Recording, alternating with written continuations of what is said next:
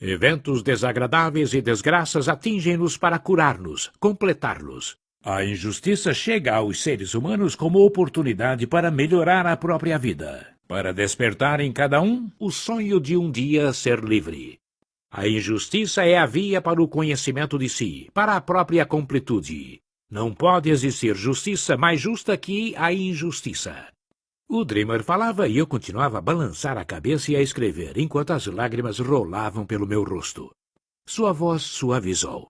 Estou disposto a explicar-lhe cientificamente, disse com paciente compreensão. Existe no ser, até naquele mais degradado, uma vontade involuntária, um desejo inconsciente, uma beleza ainda destituída de razão, um conjunto disforme que grita por recuperação. O mal está sempre a serviço do bem. O mal não existe. Isso que é aparentemente negativo, as adversidades. Aquilo que o ser humano horizontal chama injustiça, na realidade é uma bênção.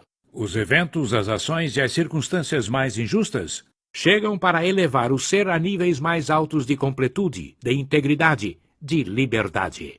Lembrou-me que até os sintomas de uma doença são sinais valiosos do corpo que denunciam uma degradação do ser, uma redução da inteligência. Mas o ser humano não sabe mais lê-los e confunde a causa com o efeito. Por isso, qualquer intervenção direta sobre o sintoma para suprimi-lo, como faz a medicina institucional, ignora a verdadeira doença e a torna mais aguda. Junto ao sintoma, elimina-se também a oportunidade de uma cura superior. Não existe nenhum mal fora de nós, mas somente indicadores visíveis de cura, sentinelas luminosas de uma verdadeira salvação que está em nós mesmos. Até as doenças mais graves? Até as doenças aparentemente mais graves são apenas sintomas, sinais que indicam a via para a cura. Elas revelam a culpa que, por trás de toda a queda, denuncia a autossabotagem, as 1000 mortes internas que são a verdadeira causa da morte física. Mas, para reconhecê-las, é necessário refazer seus passos pelo caminho de volta em direção à verdadeira causa. Um dia a ciência descobrirá que não existem muitas doenças. Atrás da aparente multiplicidade, além da complexidade das manifestações, a doença é uma só, é um pensamento, é uma semente funesta. A causa de todos os males é, portanto, a nossa psicologia? Não, também os aspectos psicológicos são ainda sintomas que motivam a busca da verdadeira causa, da causa das causas, do mal por trás do mal. A ideia da inelutabilidade contra a morte. A eliminação dessa superstição, colocando em discussão essa self-fulfilling prophecy, essa profecia que se auto-executa, resolverá a psicologia do ser humano e a psicologia resolverá todos os males. O ser humano fez da morte seu limite, mas na realidade também ela é só um sinal, um sintoma de cura e, paradoxalmente, a prova mais evidente da nossa imortalidade. A morte é o sinal mais evidente e tangível da nossa onipotência. Da capacidade de o ser humano realizar o impossível, destruir o corpo. Da raiz de todas as desigualdades entre os homens, de todas as injustiças ou da falta de liberdade, existe a verdadeira diferença, da qual todas as outras se originam, o grau de responsabilidade interior. Ser, compreensão, responsabilidade, destino são uma mesma e única coisa. O ser humano é a sua compreensão. Os seres humanos pertencem a níveis diferentes de compreensão. É esta a verdadeira desigualdade entre eles. Mesmo parecendo similares, entre os seres humanos existem diferenças enormes, distâncias de anos-luz no caminho em direção à integridade. Como entre as espécies zoológicas em diversos estágios de evolução. Esses estágios no ser relacionam-se a eras evolutivas muitas vezes incalculavelmente distantes entre si. Mas então, disse hesitante, todas as afirmações do ser humano, suas mais nobres declarações, e as lutas, as guerras e as revoluções feitas em nome da liberdade e da justiça, foram em vão e deixaram cada coisa como já estava, disse o Dreamer pronunciando bem e lentamente as palavras e ordenando a agitação dos meus pensamentos. Guerras, revoluções e qualquer outra tentativa de dar aos seres humanos igualdade, justiça, liberdade, paz, faliram, porque se fundamentaram na convicção de que havia um malévolo a combater, de que existiam obstáculos externos a eliminar. Riquezas, privilégios e disparidade social são apenas um efeito, o reflexo de uma diferença muito mais profunda.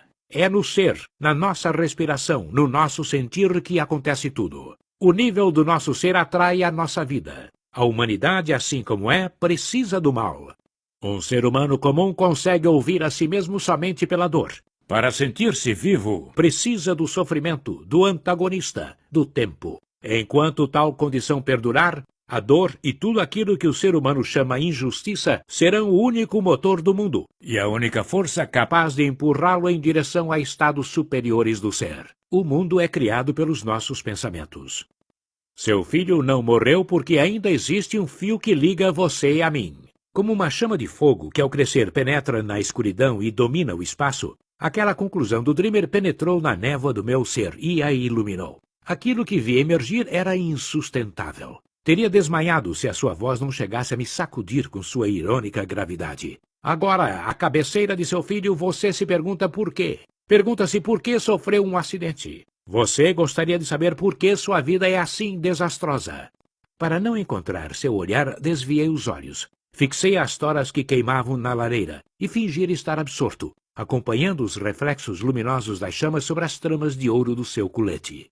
Pegue um segmento de sua vida, 1 milímetro de sua existência. Encontrará ali o mapa de seus pensamentos destrutivos, de seus estados emocionais corrompidos. A dúvida e o medo dividiram até hoje os eventos de sua vida. Quem vive o inferno não pode criar outra coisa a não ser o inferno. Sua dúvida torna-se medo, e o medo fabrica pedras no seu rim, ou trama acidentes e desastres no mundo dos eventos. O mundo é assim porque você é assim. O mundo é uma invenção sua.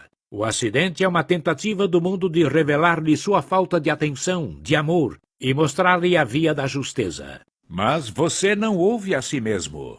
Logo, o pensamento cria até aquilo de mais destrutivo, mais doentio. O horror é ter transferido Deus para fora de nós. Disse e prognosticou que quando o ser humano se apropriar novamente de sua dignidade, da vontade, de seu direito de artífice, as religiões desaparecerão. Era uma vez um ser sem religiões. Elas surgem quando, por um abalo da sua religiosidade, o ser humano se degrada e transfere a divindade para fora de si. Senti o peso insustentável dessa responsabilidade. Minhas capacidades balançavam diante de uma visão tão diferente de qualquer interpretação corrente, de uma explicação tão impiedosa quanto a condição humana e as engrenagens que a destroem. Junto a mim, a humanidade inteira estava sob julgamento, no banco dos réus, na cela dos criminosos, detida por aquela sentença que anunciava uma lei coletiva, inflexível, do chamado acaso, que não mais permitia qualquer via de fuga. Lamentar-se, acusar, justificar e mentir pareciam agora o uivo ancestral de seres zoológicos ainda nos primórdios da evolução, hesitantes na escuridão das próprias consciências. No centro da visão do Dreamer encontrava-se a reversão, a grande virada quanto à relação que acreditamos existir entre estados e eventos. A voz do Dreamer e o ensinamento da Escola dos Deuses de Lupérios fundamentavam-se em uma única concepção que desorganizava e subvertia a visão ordinária do mundo. A convicção mais radicada no ser é que o mundo externo seja a causa. É esta a viga sobre a qual apoia a sua alucinada cosmogonia. A superstição de que os estados são um efeito dos eventos, como a imagem da realidade, que cai na retina dos olhos plana e ao contrário. Também o ser humano percebe, ao contrário, a relação que existe entre seus estados de ânimo, suas emoções e os eventos externos. Já que a primeira educação, desde a mais tenra idade, convenceu-nos de que o medo é o efeito do encontro com algo assustador e a dó a reação a algo doloroso, o Dreamer explicou-me a necessidade de uma segunda educação, de uma revolução psicológica que, na história humana, assumisse as proporções titânicas de uma fuga de Tártaro das profundezas da zoologia. O ser humano é cego à profundidade. Não a percebe. O nosso aparato visual não é dotado da capacidade de ver além de 2 dimensões. As imagens chegam à retina planas e invertidas. No transcurso de uma lenta evolução, o ser humano aprendeu a elaborar e a integrar a informação visual invertendo-a e dando-lhe profundidade, adicionando-lhe uma terceira dimensão. Do mesmo modo, deverá girar em 180 graus sua concepção de mundo, revertê-la, ao acrescentar uma terceira dimensão, traçando uma vertical à sua psicologia. Isso lhe permitirá ver que são os estados do ser que precedem e determinam a natureza, a qualidade dos eventos e todas as circunstâncias de sua vida.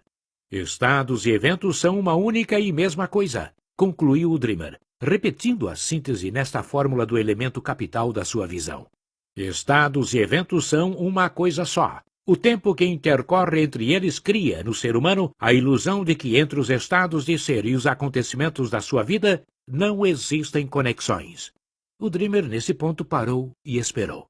Tive a impressão de que recolhesse no ar uma aprovação antes de prosseguir. Em seguida disse: se alguém pudesse levantar a cortina do tempo ou comprimi-lo, descobriria que os estados já são eventos. Os estados emocionais de um ser são eventos à espera da oportunidade de se manifestarem. O terreno, que já tremia sob meus pés como por efeito de um sismo, agora abriu-se repentinamente. Uma escarpa fendeu meu universo pessoal em todo o seu comprimento, separando para sempre o velho do novo. Antigas crenças agora se apartavam das novas convicções que o Dreamer me mostrava novamente.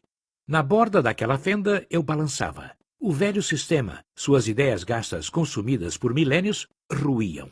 As certezas sobre as quais o ser humano fundamenta sua vida, as próprias causas às quais ele sempre atribui sua infelicidade e tudo aquilo que o leva a lamentar-se e a acusar o mundo, estavam mostrando toda a sua irrealidade. O fatalismo que o impele a acreditar-se um ser indefeso, à mercê de eventos incontroláveis, o vitimismo e a autopiedade que, inevitavelmente, fazem-no encontrar fora de si as causas de todas as suas aflições, caíam como ídolos de barro.